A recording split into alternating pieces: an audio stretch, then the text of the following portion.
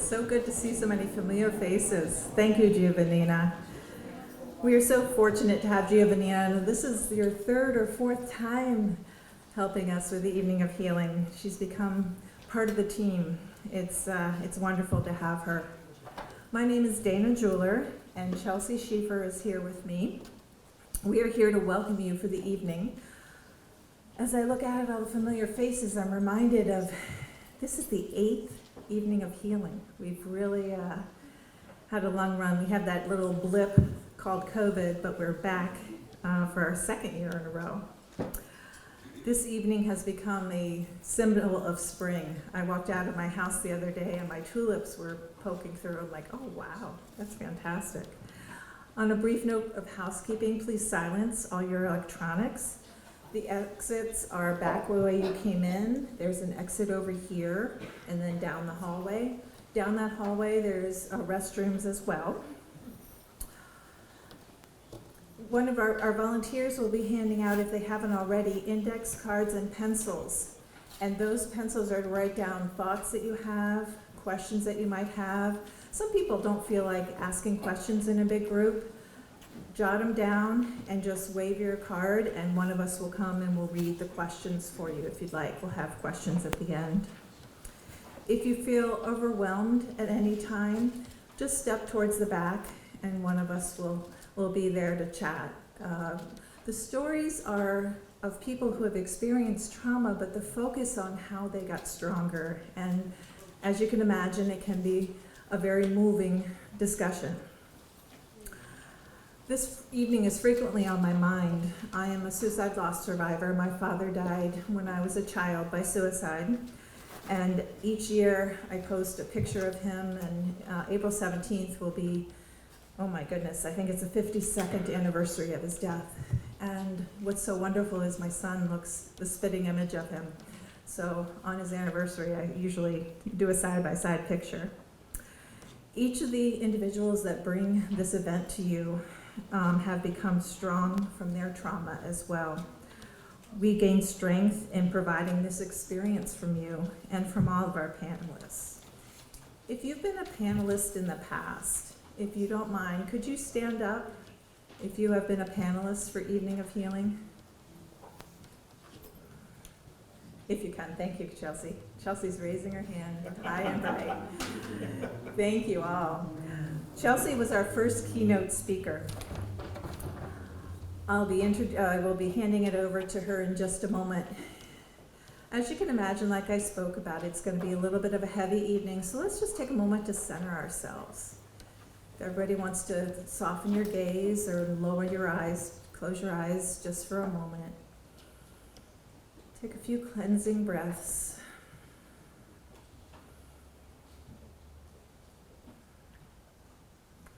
And just find yourself in the present. Chelsea has a nice poem to lead us off.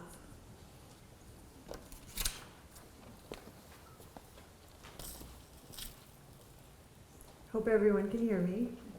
I just turned my little microphone on. So my name is Chelsea Schiefer, and this is the 8th year of the Evening of Healing, and I welcome everybody to this event, and every year it just grows. There was just no parking in the back. There was a line of cars, and I was thinking, this is success. This is wonderful.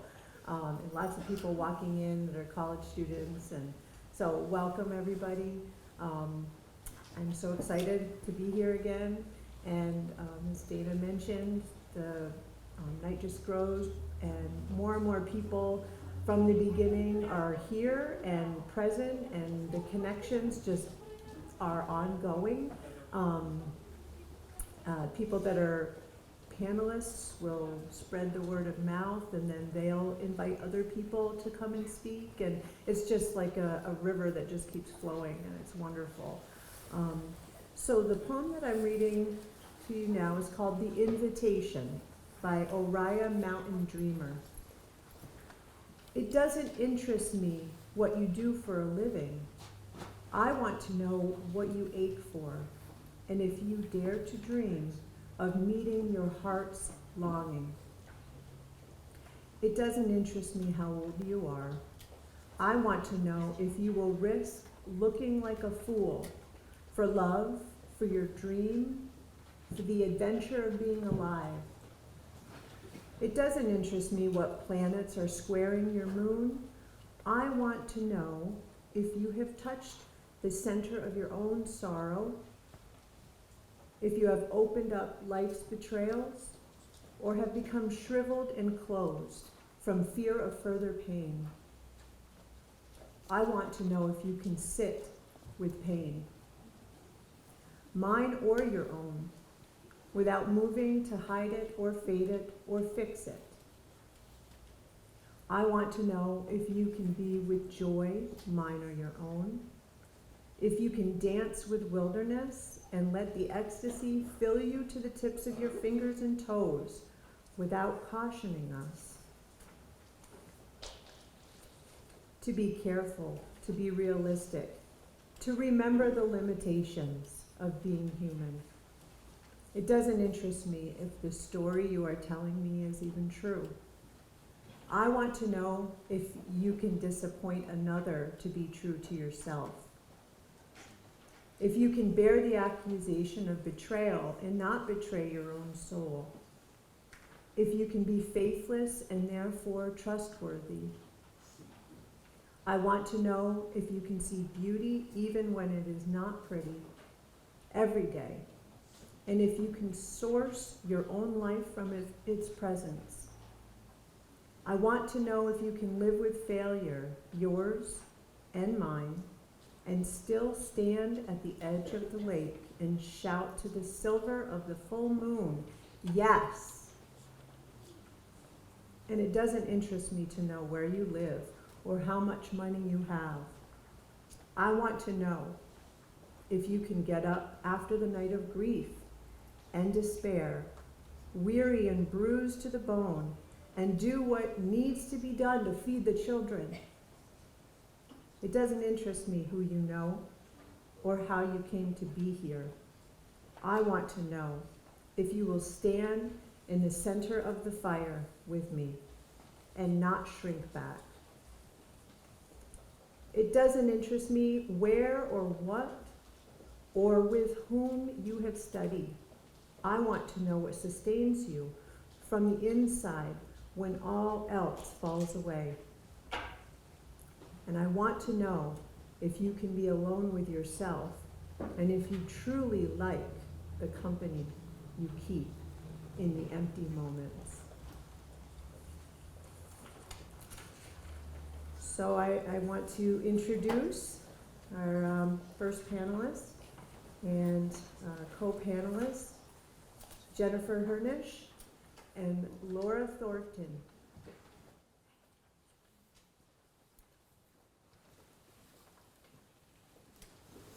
Thank you so much, Chelsea. Laura and Eloise are our first panelists tonight. And just to briefly talk about my connection to Evening of Healing, when I moved up here in 2012, one of the first things that I got involved with was the Suicide Prevention Coalition, when we were talking about doing some education at the hospital. And so that's where I met Dina and many of the others, Bonnie Black, and we talked about what can we do more in the community to raise awareness around this and reduce stigma. And Dana, who's also my, I want to say lifelong, but I've only known you a part of my life. We also have a lot of similarities in our stories as suicide loss survivors, and so that has kept us connected in a way that has felt special. And one of the things that I wanted to talk about tonight was Lora, who is someone that I met whenever I was in the hospital with my second child. Lora was actually my nurse. And she was just such a special human being. Every time she walked into the room to care for me, I felt a special connection with Lora. And we kept in touch. We've got kids around the same age, both a son and a daughter. And I remember sitting with her at Starbucks many, many years ago, and she started talking to me about something that had happened, and I mentioned this evening of healing, and I said, you know, I think it'd be really cool if you maybe came to check it out. And we continued to stay connected, and it's funny because on Friday we were in Starbucks again, talking about what she was going to say tonight, and so I think she has such a light and a voice that needs to be shared, and she's going to talk to you a little bit about a frankly terrifying episode that she had. And as much as Lora has given back to me, I hope to give her the space tonight to be able to share her important story. So Lora? That's such an honor. I wasn't supposed to cry. Don't wear mascara. I always say that. Don't wear mascara. So I really am honored to be here, and actually was supposed to speak during COVID. So we've had a nice break, and that's probably good because a lot has happened since then. I have a lot more clarity. So it's been hard for me to narrow down really where to start because serotonin syndrome is what happened to me, and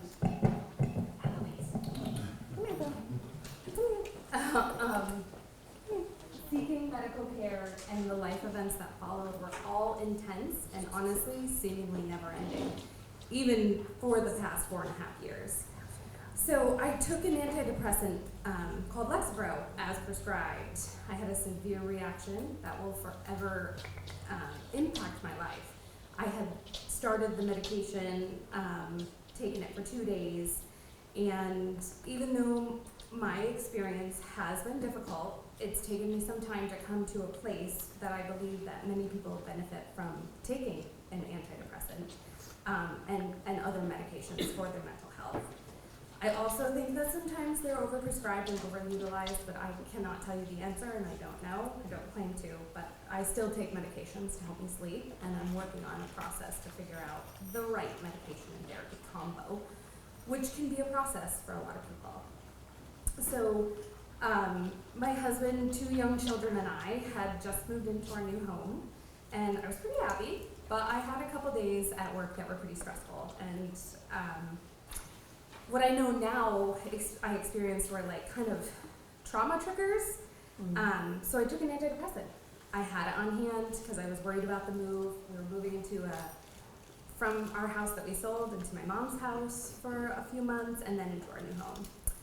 So the event that I experienced included several parts, and I'm sure I'm not remembering all of them, but a delirium with agitation, which occurred on 2 days that I actually went to work. So I lost all privacy. Thoughts were disconnected from my what was coming out of my mouth. I dealt with high blood pressure and high heart rate at different times, uncontrolled body movements, rage, drinking and peeing constantly, and chest pain.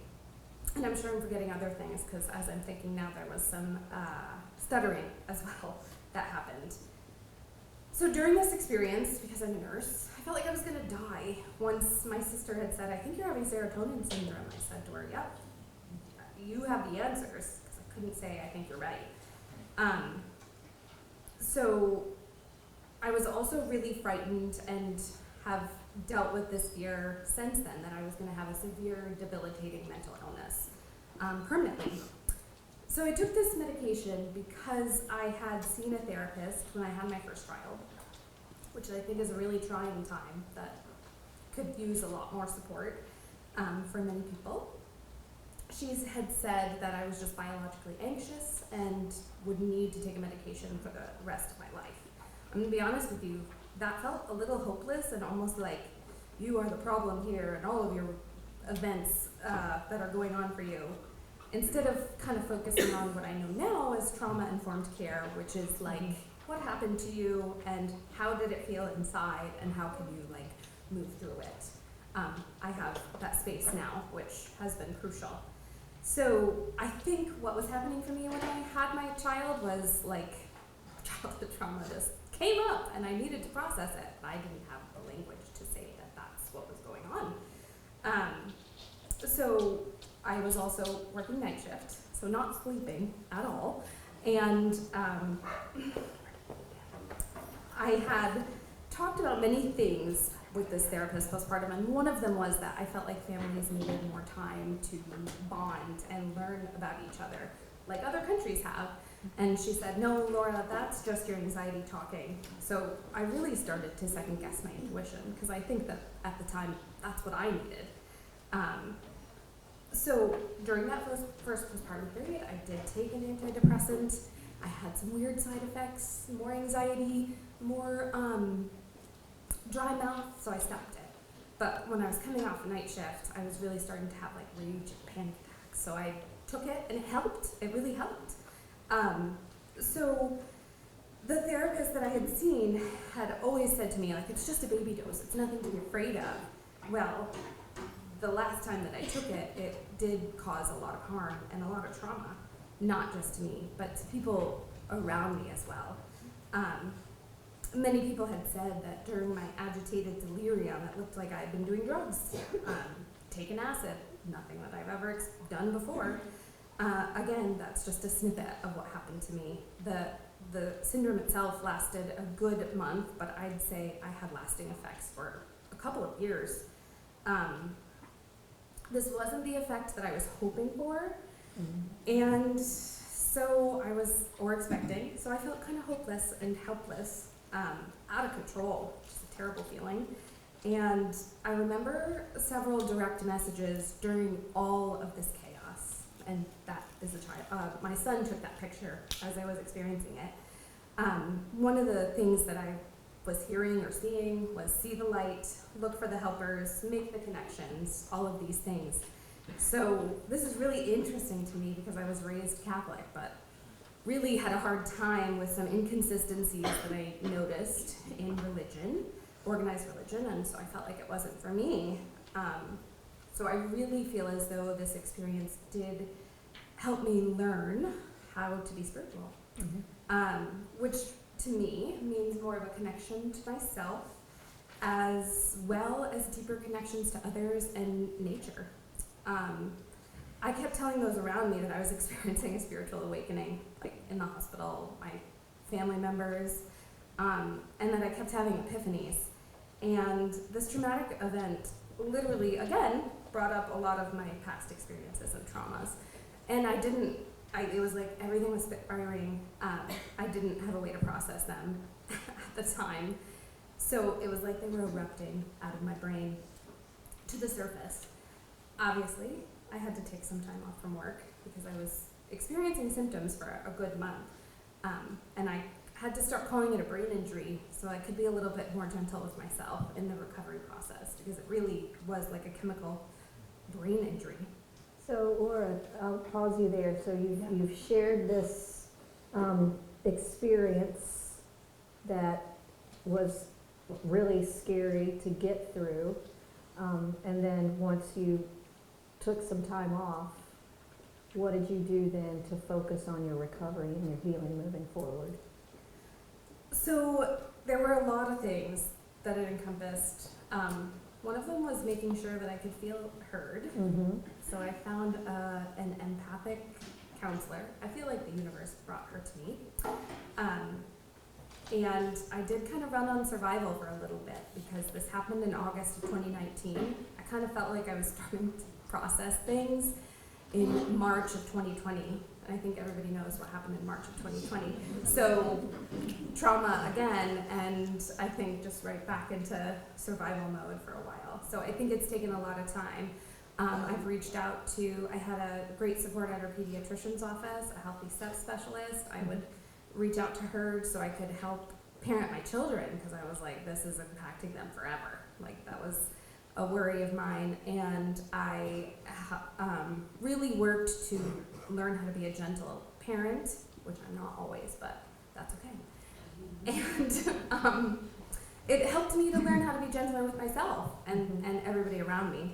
So that was, I think, part of that re-parenting process, which can be very difficult. My focus became a lot of that, like my children, and being there for them. And so I wasn't really there. I couldn't be supportive to anybody around me. Like, I needed people to support me, which is hard for me. I don't like to be needy. I have a really great friend, though, who told me that it's okay to be needy. And she is very special because I needed to hear that. And I still have moments where I'm like, okay, I'm being needy right now, but that's okay. We all have needs sometimes that have to be met. I also noticed interesting things, like that same friend, I was gonna text her one day because I was super anxious about my kids, and she's a child psychologist, and I didn't. I was like, she's busy, I can't bug her. Well, she had a dream that she was being a bad friend, and I was like, all right, I'm not coming to you in your dreams anymore. I'm just gonna text you now. Don't worry about that. And then you saw Eloise up here, who I think she got a little stage fright, but I had always wanted to do therapy dog, and the universe kind of presented her to me, and we became a therapy team, and we have a lot of fun doing that. I really like, actually when I was practicing what I was gonna say, she was like putting her head on my lap, like, what's going on? What are you doing? Who are you talking to? So she provides a lot of comfort for me and a way of kind of gentle parenting. She was another help in that way. Teaching her how to do things helped me teach little people how to do things too. And I just enjoy her company and sharing her with other people. And also during all this, my husband struggled a lot, and we worked hard to get him helpful support. I remember a moment where his anxiety was really, really high, and I wanted to like come at him with something that I was mad about. I was like, nope. We had a 4-year-old at the time. Talk to him like he is 4 right now. Like, that this is not what's gonna help. And I've used that motto myself. I need to be talked to like I'm 4 right now, because I'm at a state that I just can't, I need to be talked to like I'm a young child. And that has been a helpful tool.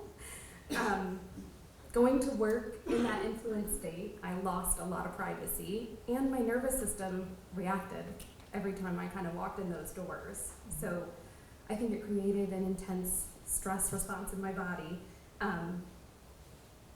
which I had trouble recognizing because I really loved my job. So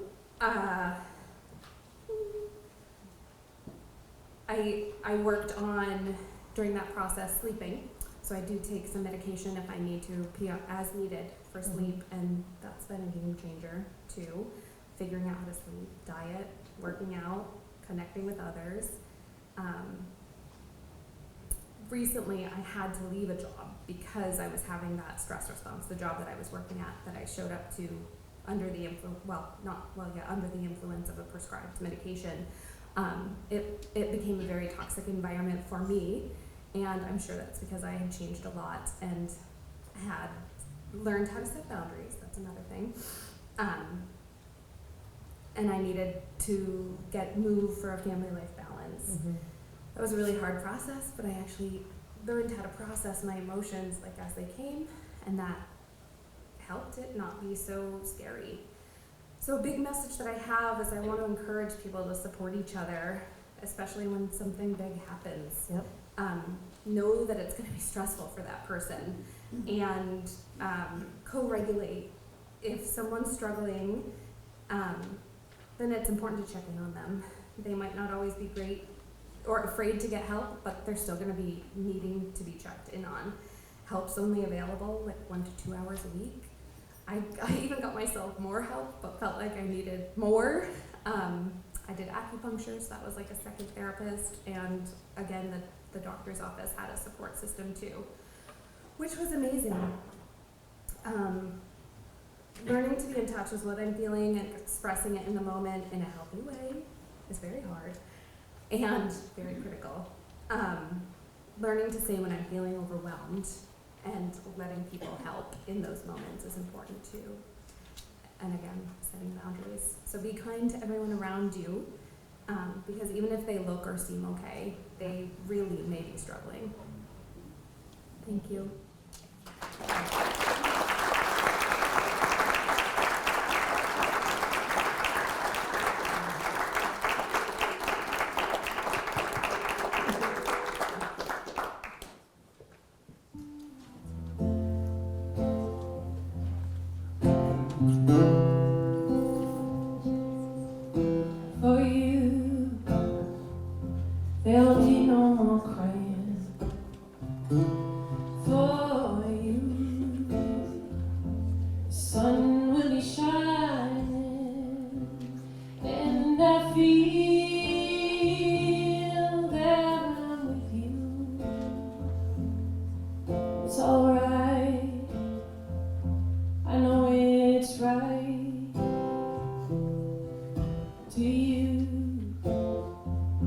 I'll give you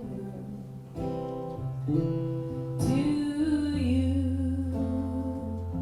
I'll never be cold, 'cause I feel that when I'm with you, it's alright. I know it's right. Oh, the songbirds are singing like they know the score.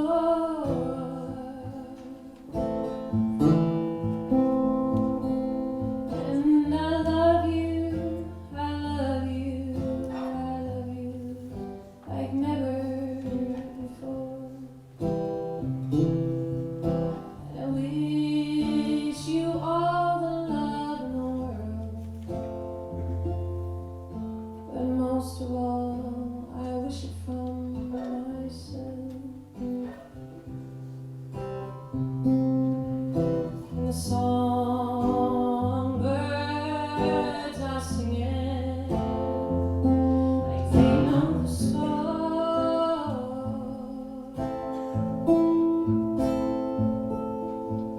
And I love you, I love you, I love you like never before.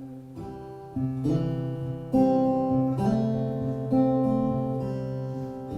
I love you, I love you, I love you like never before.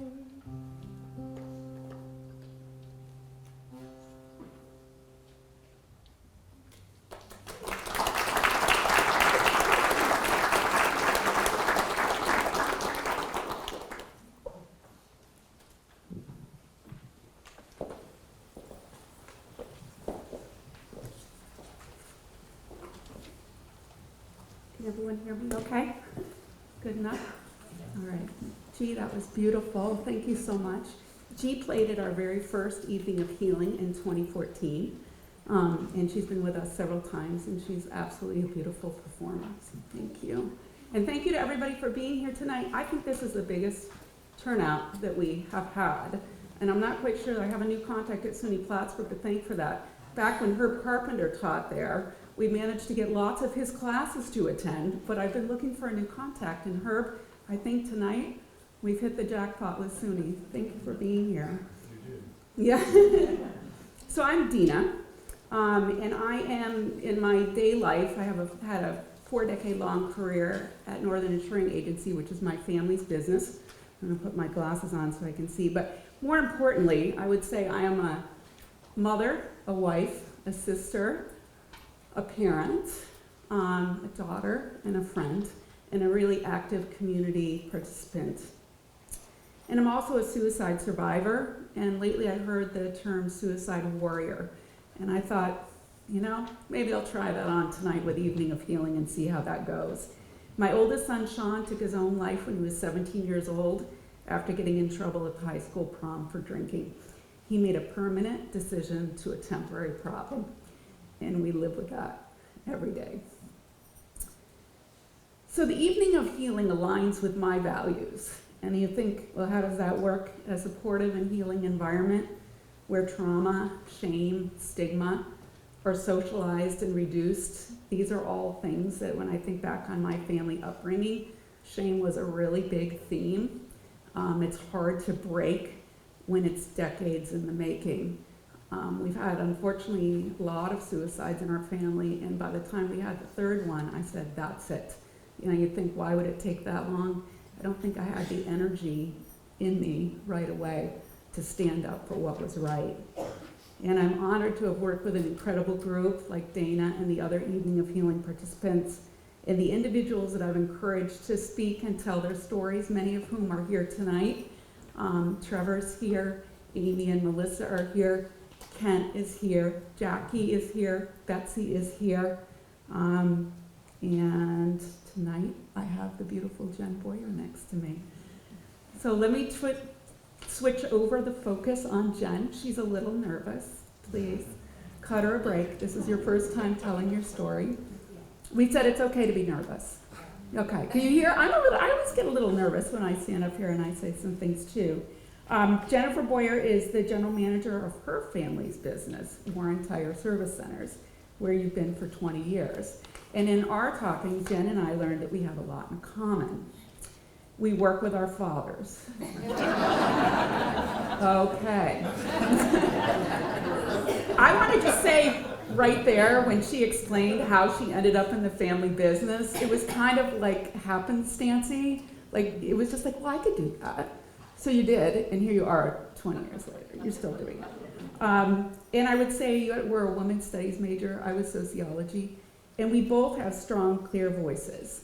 I've grown in my respect of you if we've been hearing about your story together and how you advocate for everything that you believe in. I mean, I'm like, where do you find your voice?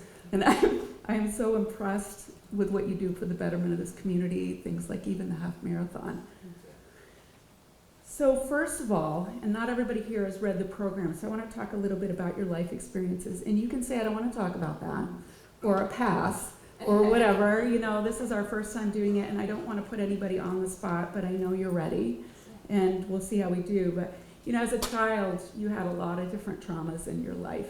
Probably the most profound, Jen, and I know it's hard to pick one because you had different things, but was when you were going to the Alanis Morissette concert with your cool aunt. Yeah, and you wanted her to get a shirt from her place, and you found that her roommate had taken her own life. Yeah, so I went to a local high school here, and sorry, I'm probably like a little nervous just because, you know, you don't talk about things that are personal or anything like that, really. I was 16.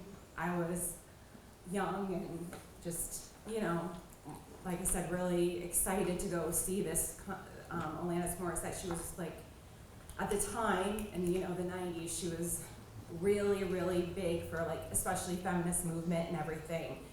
And at the time, I didn't even think I knew what feminism meant, but I probably just loved her. My aunt was 7 years older than me. My mom is one of 7 kids, so my aunt was kind of more of like sister or friend to me. She went to SUNY Plattsburgh, and my parents, they worked and everything, so she said that she would take me to this concert, which I was so excited about. And so I got in school that day, she picked me up, and it was like probably early evening, and we got in her car, and I said, do you mind if we swing by your apartment so I could borrow a shirt? I'm kind of, I like fashion, so I was like, can you, and she was cool, I was 16, she was 23.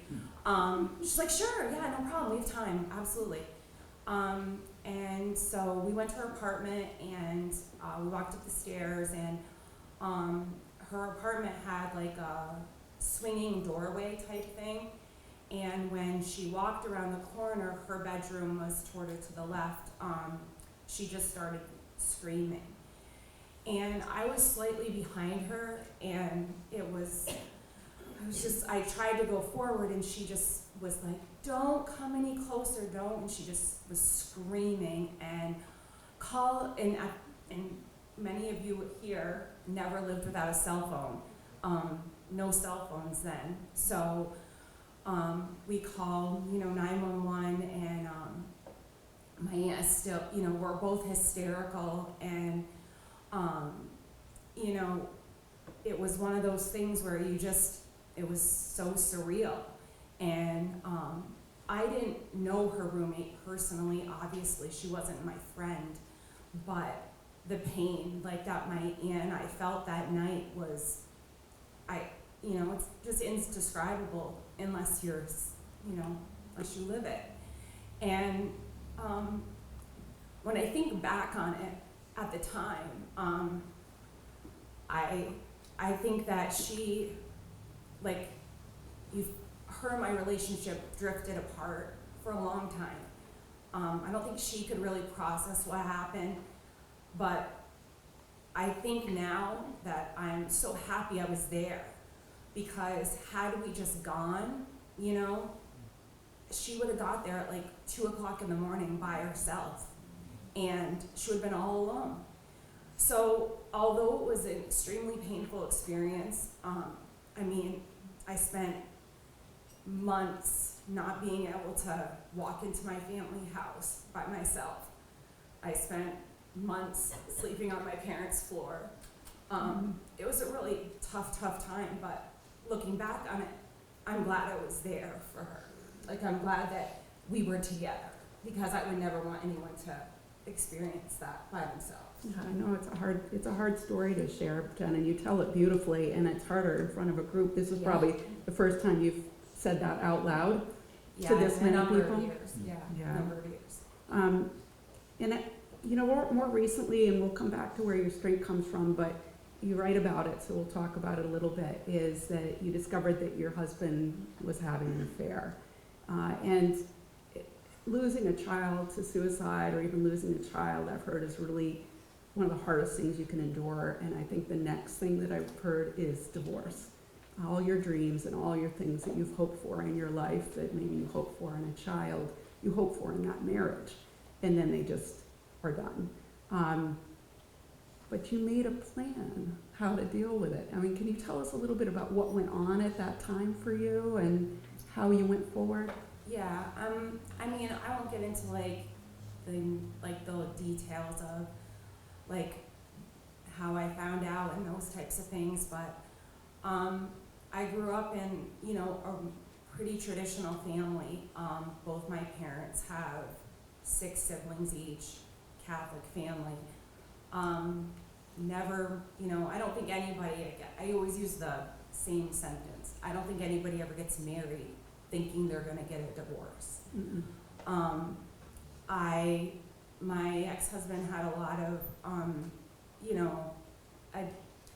other problems, but we had worked through a lot of things together over the 10, 12 years we were married. He had been in and out of, different therapy and different things, and we had both gone to therapy together.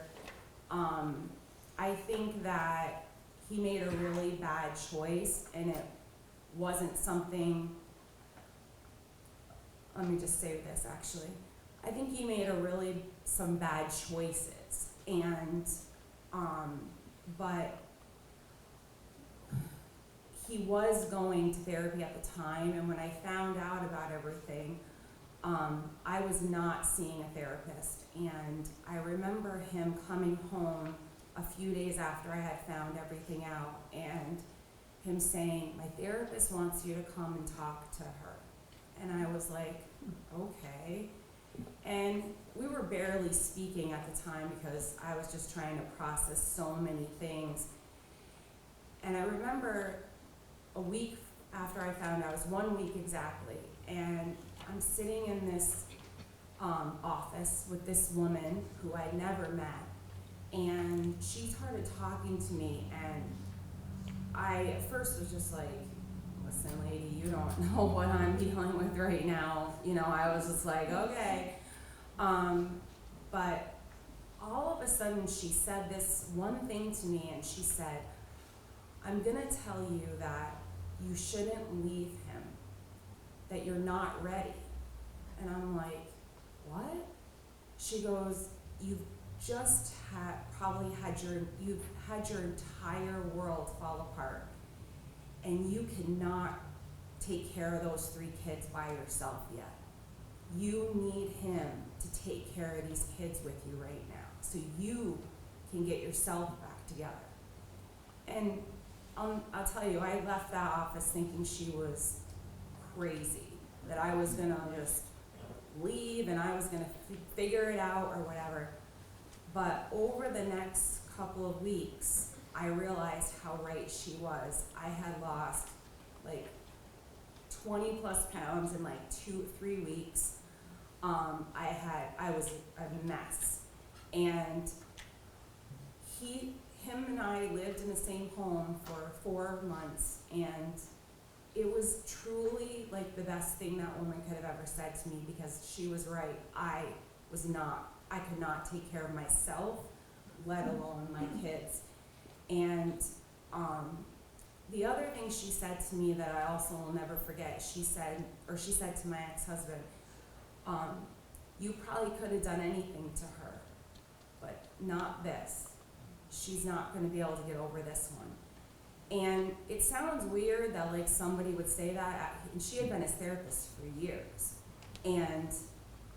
But she was a really smart woman.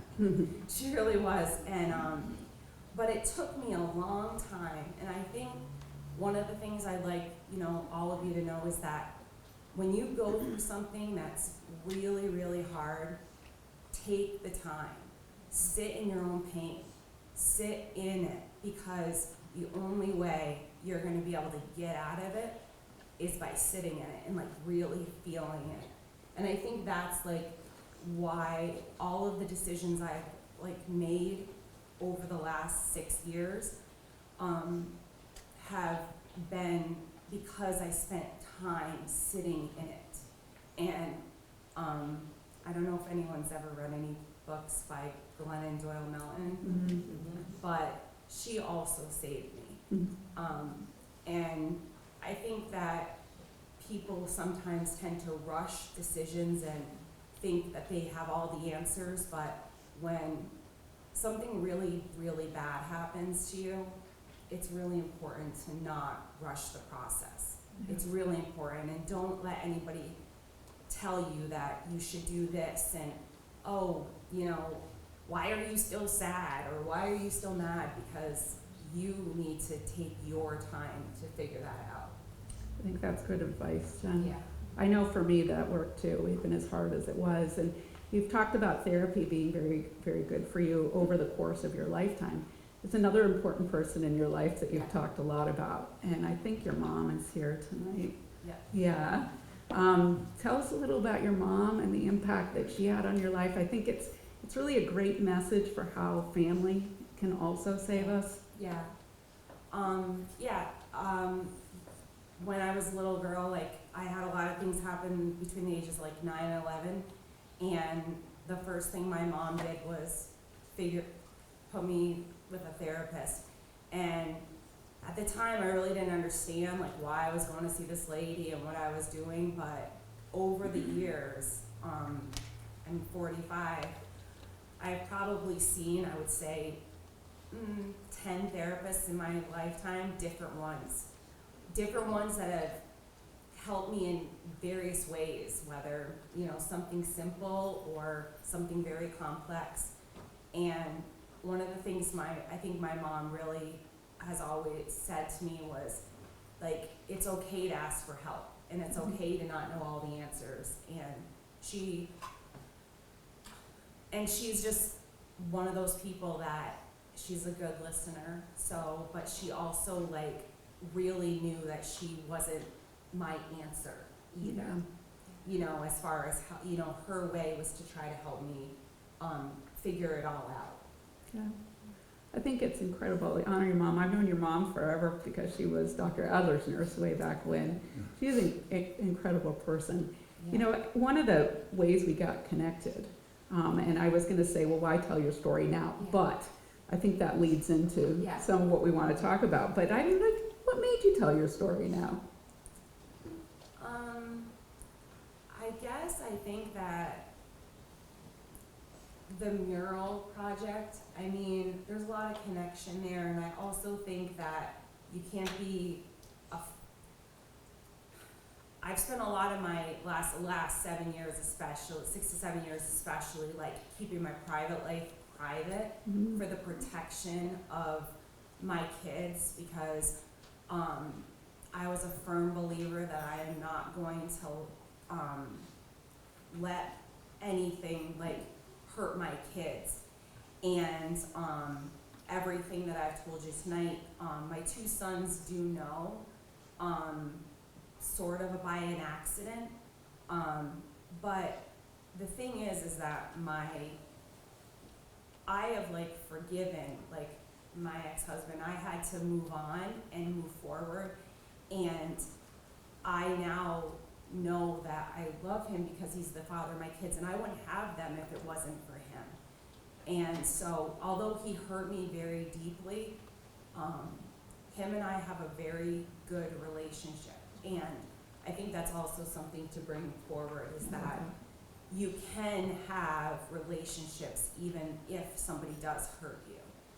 And I remember this one story, him looking at me, it was like 2 years after we were divorced, and him saying, "You don't even see me, you look right through me." And that's a weird thing to say to somebody who you've known for, 15 years. And I said to him that I can't look at you like you're my husband anymore, because you're not. I look at you like you're the father of my kids. And that's how I was able to separate what he did to me versus being my kid's dad. Yeah.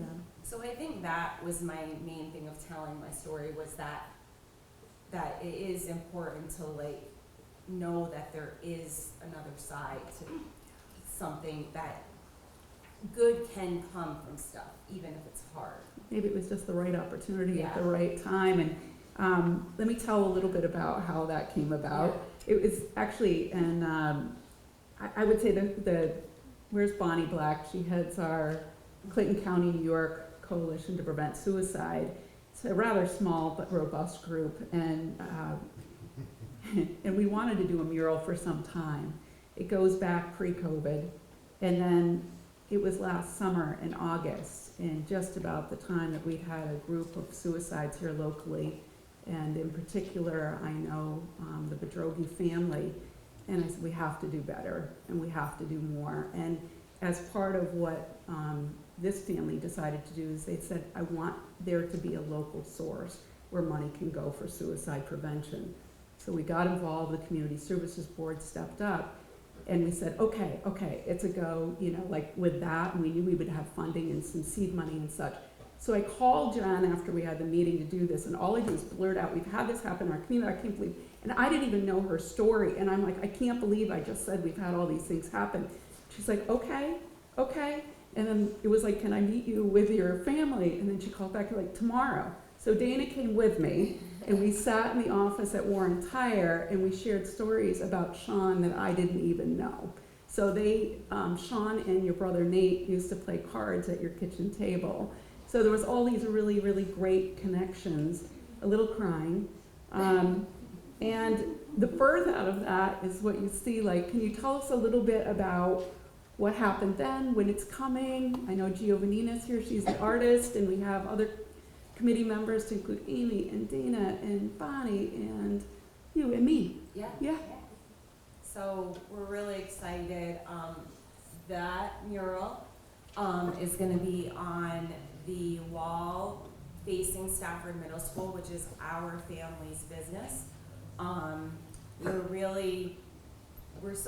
We're so blessed that they came and asked us, honestly.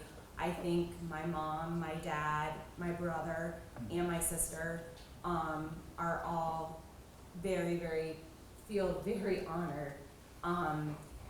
That wall has been blank for many years, and we are so excited for it to have and hopefully bring an impact on people who are struggling with mental health, and obviously hope for suicide prevention. Yeah, you've been very clear you want it to be about Yeah, suicide. we've been really clear about that. It'll be painted in June. It'll be dedicated in August at the Lake City Arts Festival. There is information in your program tonight about how to get involved. And there's also other information around and in the back, and you can talk to any one of us about how to do this.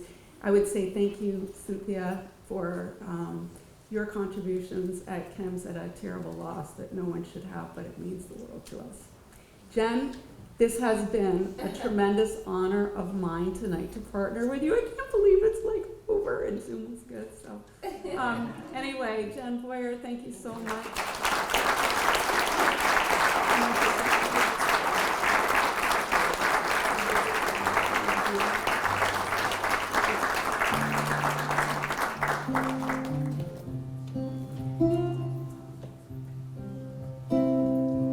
Sometimes your life feels like a broken roller coaster, 1,000 useless moving parts. Sometimes you spend your night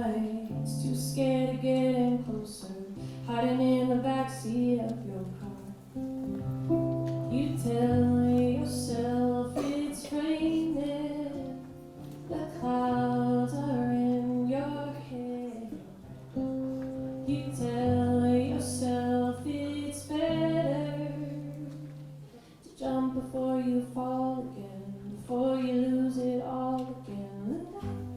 Do you see the sunlight? Look up, there's flowers in your hair. Hold on, 'cause somebody loves you. You know trouble's always gonna be there. Let it bring you to your knees.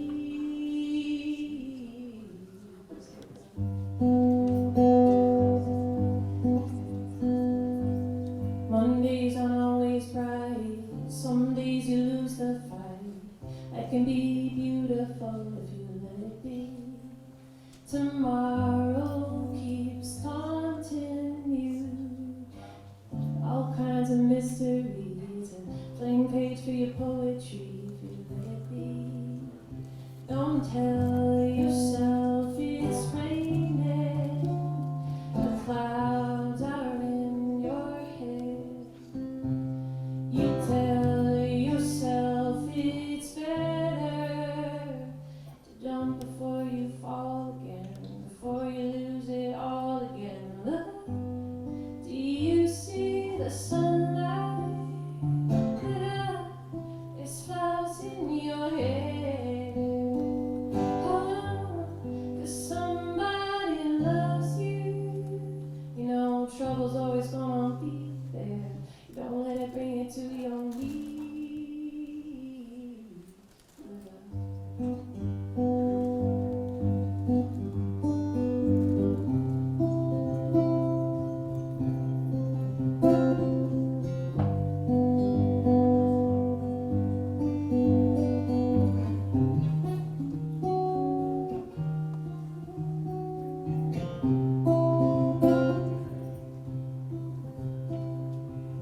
Sometimes life feels like a broken roller coaster, 1,000 useless moments.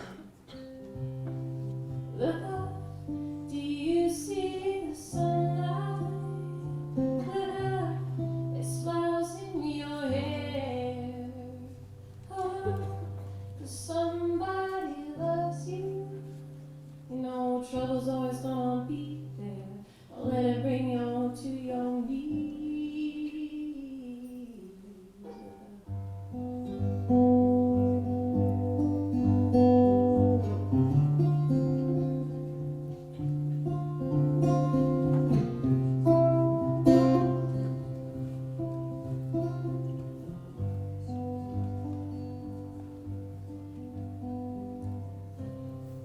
You know trouble's always gonna be there. Don't let it bring you to your knees.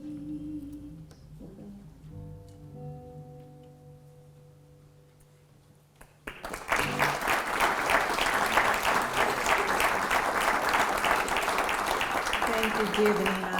You'll notice in your program, there's a little bit about the New Visions program at CV Tech. The photographs were taken by the New Vision students. I challenged them. I brought up the video of Joy's song, Look Up, and I said, what does look up mean to you?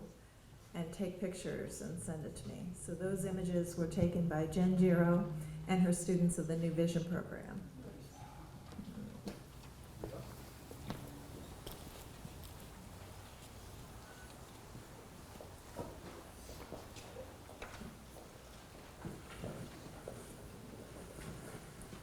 So hi everyone, I'm Sally Meisenheimer, been a part of this committee since 2014. And I have the pleasure to introduce to you tonight Mike Carpenter, who also works with his dad. I realize that here we have a little bit of a theme going. Mike has a remarkable life story to share, from childhood and young adult addiction into recovery and giving back. And I've known Mike for many years. I used to teach the drinking driver program for New York State when I first moved back, and he was one of our remarkable speakers that really just gave people hope and reality to addiction. He shares his story with humility and humor, and allows people to see similarities rather than differences. In the program, Mike began his bio with, as far back as I can remember, The way I felt on the inside did not match the outside. So he'll start by giving some context to his story about his childhood and then how his life unfolded in addiction and then into recovery, and then we'll get back together and talk a little bit. So here's Mike. Thanks, Sally. Can everybody hear me? Thank you.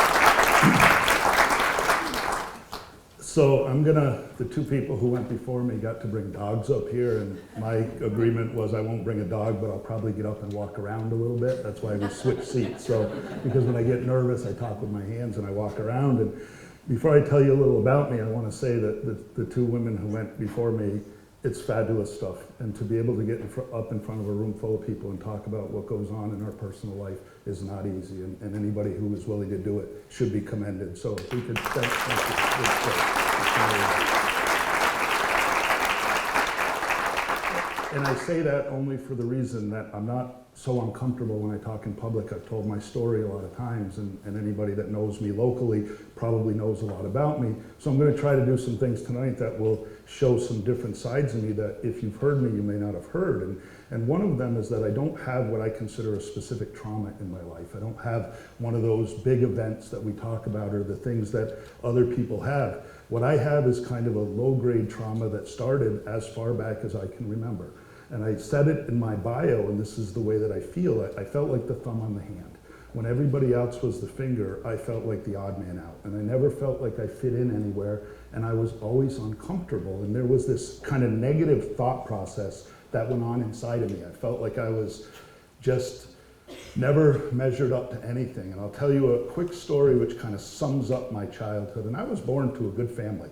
My parents loved me. I'm a middle child. I can find all the reasons to blame what happened in my life on those things, but I was born to a really good middle-class family in Plattsburgh, New York. My upbringing was good. It was inside of me that wasn't okay. And I remember being a Little League baseball player and being out in the field when the game's on the line and going, I hope they hit the ball to me because I want to make the play so that everybody will think I'm a hero. And then in the same breath going, I hope they don't hit the ball to me because I don't want to make the error where everybody's not going to like me anymore. And that was what my life was. It was like this two-sided version of who I was. And I didn't know how to cope. I didn't know how to deal with that. So at a very young age, 9 or 10 years old, I found alcohol. And I can tell you that alcohol solved my problems for the next 14 years. It was what stabilized me. It was what actually worked in my life. And you sprinkle in a lot of drugs, and I'm not going to stand up here and tell you war stories, but I can tell you that by the time I was a junior in high school, I was an everyday drinker and an everyday pot smoker and any other drug that I could use. And that was the path that I went down. And you know, I just really didn't worry much about what was going to happen in my life or where I was going to go or what I was going to be or any of those kinds of things. And that was kind of the way that I lived. And so I found this identity in that. I found my identity. Like, okay, this is where I can fit in with people. This is the stuff that I'll do. And what happened as I got into my early 20s, that coping mechanism stopped working. So now you have a 22-year-old guy without any education, without any real life skills, who used to use booze and drugs to cope and no longer has that to cope anymore. And think of what I was. And as I said in my bio, I became unemployed, unemployable, virtually homeless, distanced from people that loved me, a guy who was just existing on a regular basis. And I don't know how in a moment of time when I was 25 years old, I had that grace, is what I call it, where something came down and said, you need to do something because if you don't, you're going to die. And whether you're going to die by what you're doing or you're going to die by your own hand or something's going to happen, that is what's going to happen to you. And at that moment I said, I need to do something. And I called my father, who's in the audience tonight and has supported me all of my life, and said, can you help me? And I made my way to rehab. And I made my way to rehab when I was 26 years old, and I want to tell you a little bit about my recovery, and Sally's going to jump in whenever I get off base, or Carrie's going to tell me to stop, you're talking too long, but I want to tell you a little bit, and I break my recovery down into kind of decades. So if you think about me, I've been in recovery since 1990, so I've been doing this for a long time. And if you take the first decade kind of my recovery, I stopped drinking, I stopped using drugs, so now I'm this guy with very few coping mechanisms, don't drink, don't do drugs, have to figure out how to live, and everybody's expecting me to be this great human who's got his shit together. Like, you have your life together, you're all good, you're gonna be perfect. And where's Debbie? I'm sorry, Debbie, I swore already, so it didn't take me long to do that. And I think the first decade of my recovery was spent just realizing that I didn't have to drink, I didn't have to get high, and I didn't have to want to die, and that I could function. I could go out and make money, I could have a job, I could make a living, I could find a relationship, I could do those things. And that's what I did. And it was pretty good, I was okay, but with one caveat.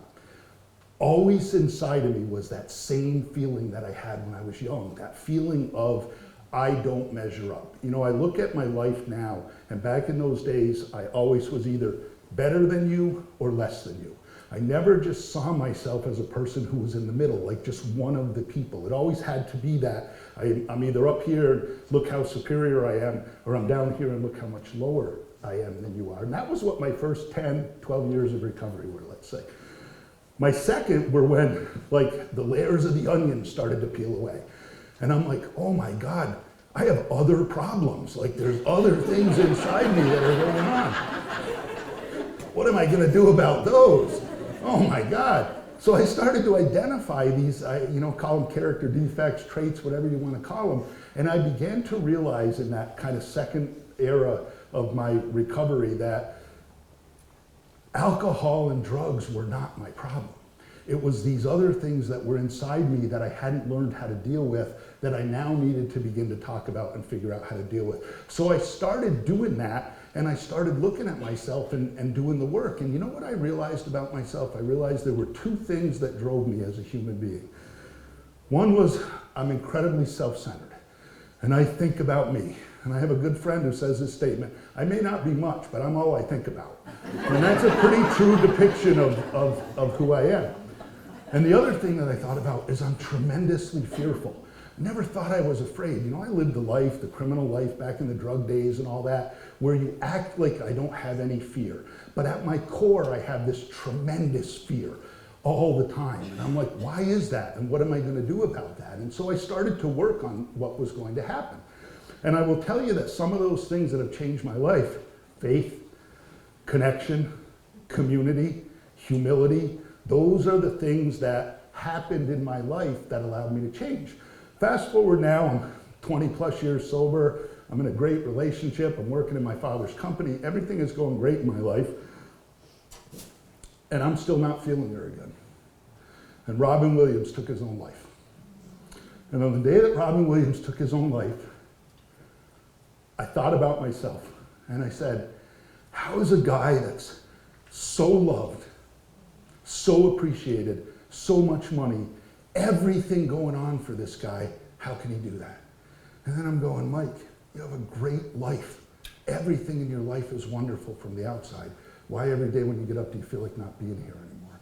And I went and talked to a good friend of mine who advocated for medication that I was adamantly opposed to, and this young woman talked about it first. And I had an experience similar to yours, I'll tell you later, but the second or third medication that I finally got on changed my life. It allowed me to get out of that deep, deep, deep dark hole that I could sometimes live in, and I learned how to function in.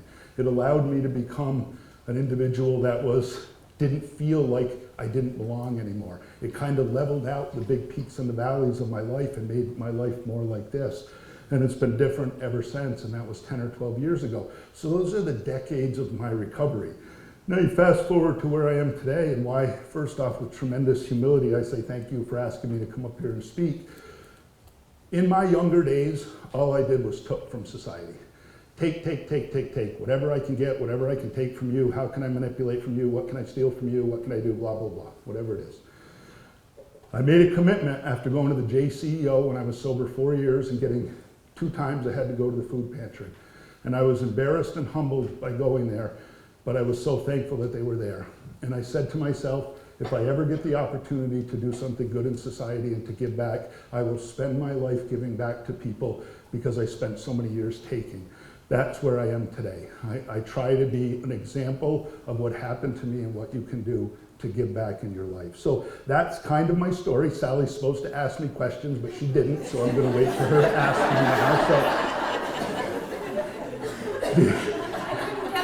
So, You usually can't. You usually can't.